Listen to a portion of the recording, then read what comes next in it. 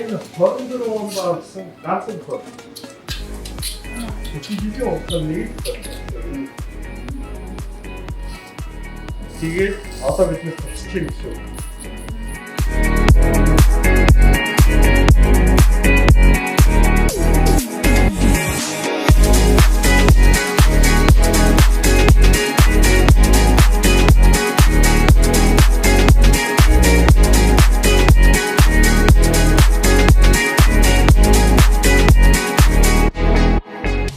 Хөхний гоо сайхны хаалгаар тэр дотроо хөх томруулах гоо сайхны нислэл хамгийн түгээмэл хийгддэг болсон.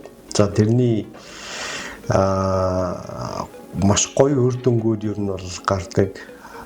Гисэн хэдий боловч хаалганы дараа бас мэс заслын хүндрэлүүд гарах юм боломжууд байдаг. Тэдгээрийн нэг нь одоо өнөөдрийн хийгдсэн одоо энэ контрактор капсулаар буюу өөрөлдөх юм бол хөх хатуурах хүндрэл юм байна. Нэгээс 5% та тохиолддог.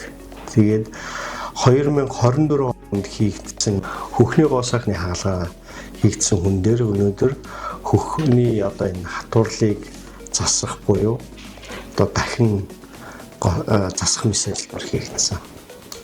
За тэгэхээр хөх хатуураараа ийм хэлбэрийн өөрчлөлт буюу хэмжээ болон хэлбэр өгчдөг. Тэгээ энийг заавал засах шаардлага үүсдэг. Энэ нь давтан хаалгаа болдог. Гэхдээ харьцангуй одоо төрөөнийхөө хаалгыг бодох юм бол харьцангуй хөнгөө хийгддэг. Цаг хугацааны хувьд ч процедурын хувьд ч харьцангуй хөнгөө хийгддэг.